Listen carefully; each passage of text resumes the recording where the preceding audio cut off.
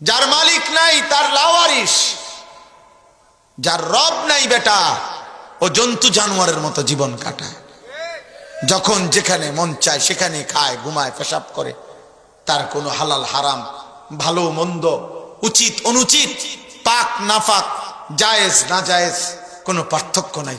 কারণ সে তো ইনসান হওয়া ভুলে গেছে, আল্লাহ ভুলে গেছে। এজন্য জানোয়ারের মতো হালাল হারাম বিহীন জীবন কাটাচ্ছে।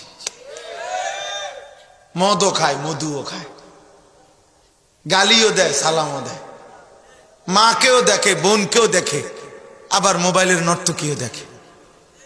হালাল হারাম বলতে কিছু নেই। আপন স্ত্রীকেও দেখে, মোবাইলের উলঙ্গ নারীও দেখে, সিনেমার নর্তকীও দেখে। তার মানে হালাল হারাম বলতে পার্থক্য নেই, পার্থক্য নেই। কষ্ট করেও পয়সা নেয়, আবার সুদে উঠে আনে, সব মিলাইয়া 10,000। বুঝেন না হিসাবটা? 12 লাখ টাকা হুজুর দোয়া করবেন আল্লাহ আল্লাহ করে মিলেছে। কেমনে কেমনে? 6 লাখ জমি বেচা, 6 লাখ সুদে কিস্তিতে, এই 12 লাখ। কি হোক চাচা তো হালাল হারাম ওইটি তো বুঝি না। আমি বুঝি টিয়া, হাবড়া বুঝে টাকা। উনি বুঝে দুনিয়া, উনি আখিরাত বুঝে না, হালাল হারামের পার্থক্য বুঝে না। এই জীবন মানুষের জীবন না। খোদার কসম, হালাল হারাম, জায়েজ না জায়েজ, উচিত অনুচিত যে বুঝে না তাকে মানুষ বলে। এই স্বভাব জানোয়ারের স্বভাব। আর আখিরাত যা মনে করে না সে মুসলমান না। মুসলমানের সিফাত, মুমিনের বৈশিষ্ট্য, মুমিনের প্রতি কদম আখিরাত আগে থাকতে হবে। ওয়াবতাগি ফীমা আতাকাল্লাহুদ দারাল আখিরাহ ওয়ালা তানসা নসীবাকা মিনাদ দুনিয়া। আল্লাহ পাক সুন্দর করে বন্টন করে দিছে।